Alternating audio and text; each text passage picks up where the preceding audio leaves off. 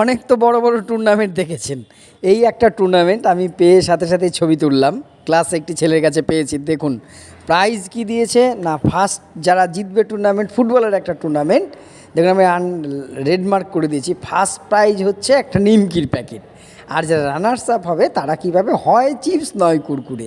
একটা খেলা 5 দলীয় টুর্নামেন্ট, ফুটবল টুর্নামেন্ট, অনেক নিয়মাবলী আছে, বল নিয়ে আসতে হবে, এই করতে হবে সেই করতে হবে। 20 টাকা মাত্র এন্ট্রি ফি, অর্থাৎ তাদের মোট বাজেট 100 টাকা। সেই তুলনায় প্রাইসটা কিন্তু বেশ আকর্ষণীয় মনে হয়েছে। আমি এই ধরনের প্রাইজ কখনো কোনো খেলায় দেখিনি, যে এক প্যাকেট নিমকি সেটা হবে ফার্স্ট প্রাইজ, এবং সেকেন্ড প্রাইজ যারা রানার্স হবে তারা পাবে কি হয় কুরকুরে, নয়তো একটা চিপসের প্যাকেট ছোট।